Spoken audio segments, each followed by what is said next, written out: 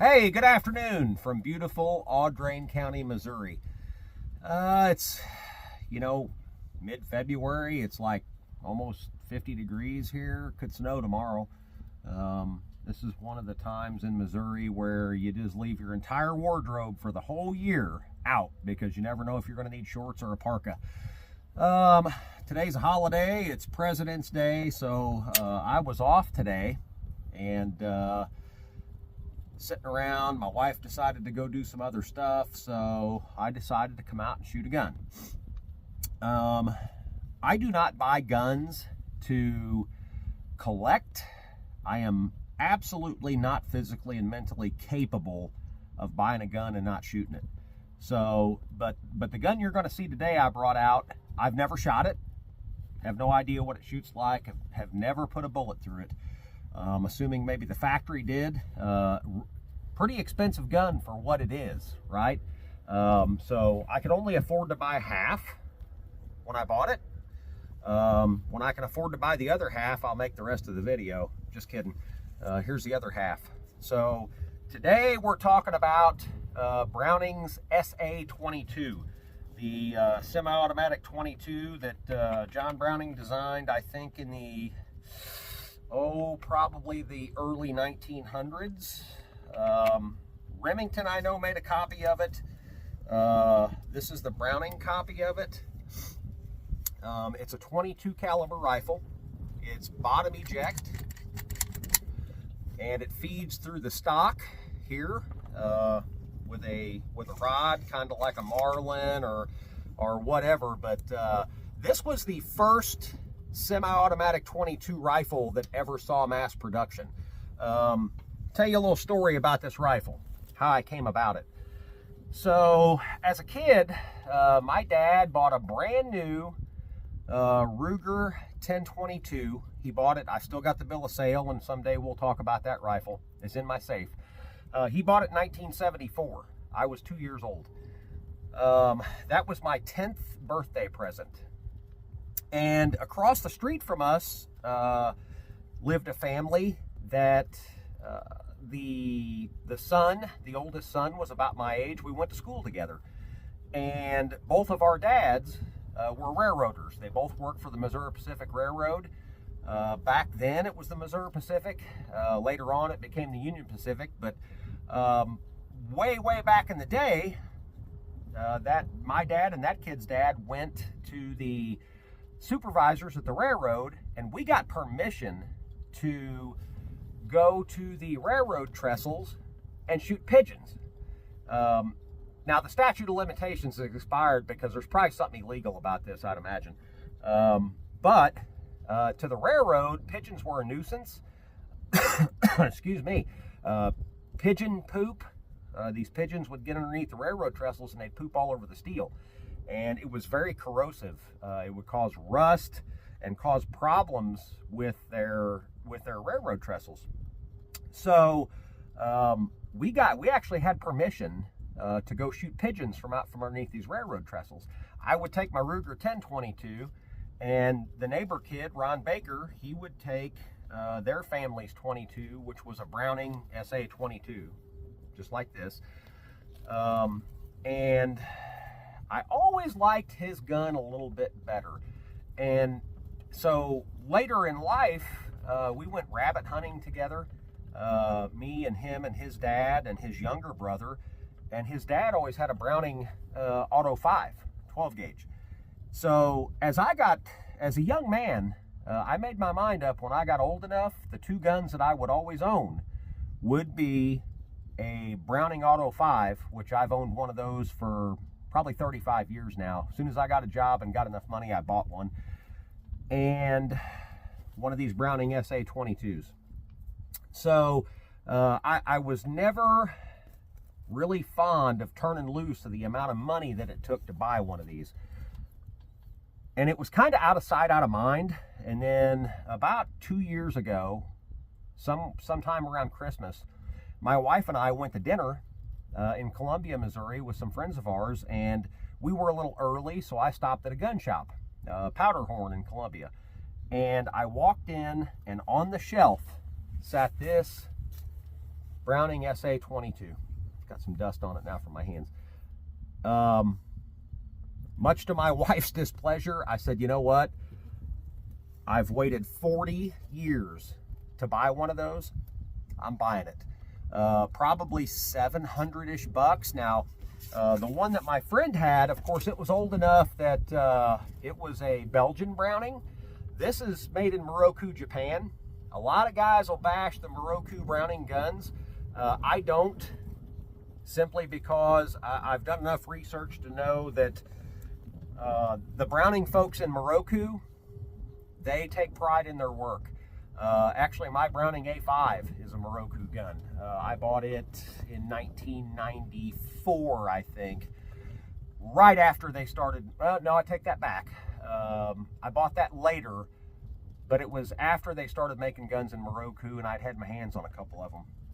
So, you know, a lot of guys turn their nose up at the Japanese Browning guns. I don't. The fit, finish, and quality, man, oh man, they are a beautiful, beautiful gun. The only reason I haven't shot this is because I have I have that Ruger 1022 that probably has 1 million rounds through it, and I've just never taken the time to shoot this gun. The Browning design was bottom eject, and Browning did that because he felt like side eject guns, you could get too much debris in them and stuff like that, and he wanted to keep debris out of the gun. He thought it'd make a more reliable gun. He was probably correct. One of the upsides to this is my oldest son is left-handed, so this would be a pretty good gun for him because it ejects from the bottom. There's no ejection port on the right-hand side because for a left-hander, that hot brass is going right across your face. That's one of the reasons why my son doesn't necessarily like AR-15s that much, is because he says that brass flies right in front of his eyes. So anyway, I bought this gun, brought it home, put it together, put it in the safe, and have never fired it. And the other day I was going through the safe trying to figure out what gun to talk about next, and this one was kind of staring at me. And I'll tell you, the reason I always liked this over the Ruger is because of the way it carried. I know in my 357 Magnum Rossi lever rifle review, I talked about how things just fit in your hand. This just fits in your hand. It is a nice, small, fits in your hand good gun, right? So, that being said, we're going to shoot this thing. And again, I've never shot it, so I have no idea if the sights are on for me or not. But you can see down there, there's a red feed bucket, Purina feed, sweet feed bucket for cattle that has 3 cans of Natural Light. Natty Light is... One of my kids brought that stuff to the house for a barbecue one time, and I won't touch it, so it sat around long enough that I'm just going to shoot holes in it. Natural Light can's about the size of a squirrel, and there's also a some sort of aerosol can that I found laying in the shop. Some sort of, I think it's de-icer that's almost empty that we kind of threw in the trash, but those are all about the size of a squirrel, and this is a squirrel or rabbit, and this is the gun that I spent part of my youth rabbit and squirrel hunting with, because my buddy and I, we would trade guns every once in a while, and we would shoot each other's guns. So I tell you, you've heard me say the name John Browning a lot. I don't remember how many patents that dude had in his life. Well over 50, I'm sure. But the first semi-automatic rifle that was ever mass-produced was this one. Not this particular rifle, but this model of rifle. FN Herstal in Belgium produced it, and Remington also produced a copy. I think it was maybe the 714 was the model number. I don't remember, 712 maybe, under license. Really cool little gun. The thing I like about it is it comes apart. You saw me take it apart. It uses an interrupted thread. So to take it apart, there's a switch here on the bottom that locks it together.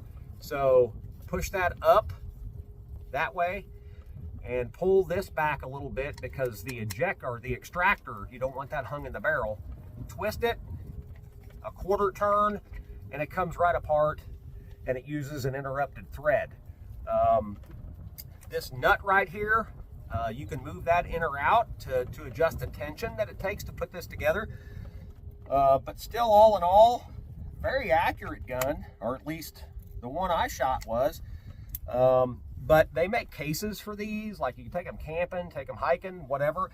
You bust them in two, put them down in the case. Ooh, yeah, nice. Put them down in the case, and you can carry a smaller case that way, right? It's only half as long. And then when you want to use it, you just simply put it together, lock it into place, load it, go to town. So with that being said, we're going to go ahead and load it and fire the first 10 rounds out of it and see how many rounds it takes us to hit those 4 cans.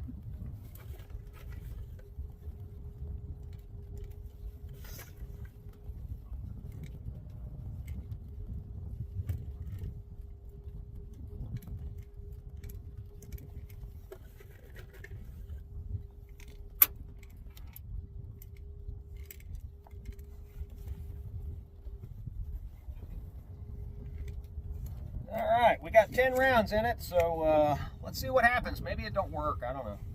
I'll try to stand over here. Hopefully you can see if I hit those. Let me try to blow the camera up.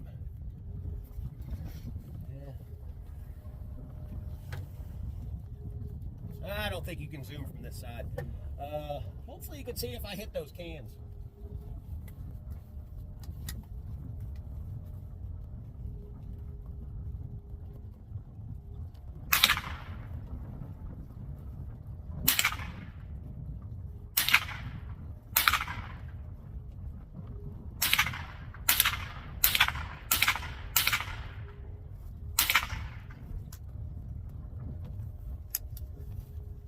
Well, the first 10 rounds went off without a hitch. I know we hit 3 of them. I think we knocked that 4th one over.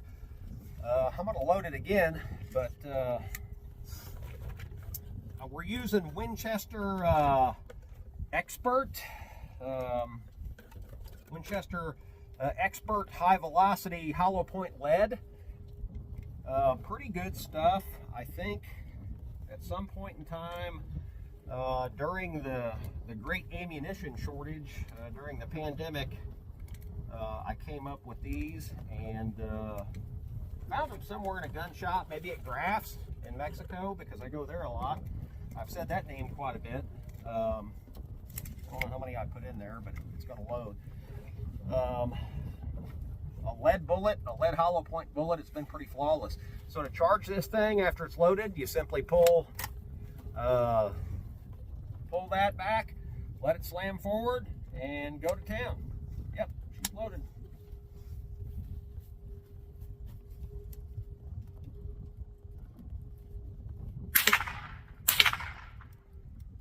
Uh-oh, got a malfunction of some sort.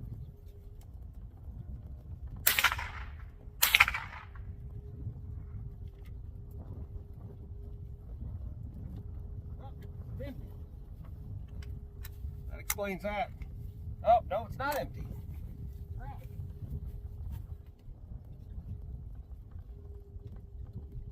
Well, maybe it is.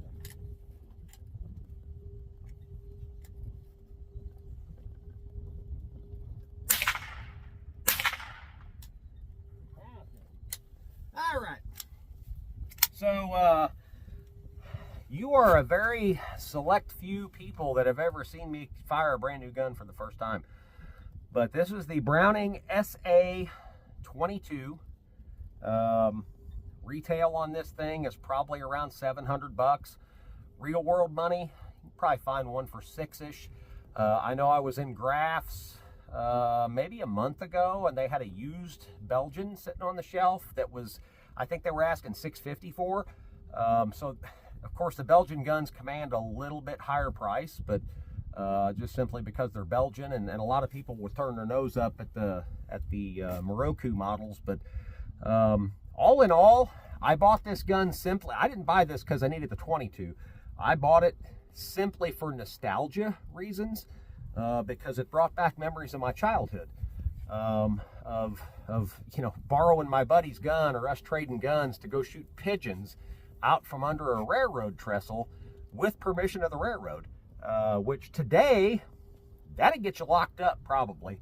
They don't take too kindly to that these days, but back then was a different time. So anyway, I'm going to go ahead and sign off from a beautiful day in Audrain County, Missouri. But you know what makes me think of my dad and his dad? They were good friends, and we were all good friends, and both of our dads are passed now. And someday I'll drag out that old Ruger 1022, and we'll talk about how many rounds I've put through that. But anyway, beautiful day in Audrain County. Hopefully it's a beautiful day where you're at. Don't forget to like and subscribe.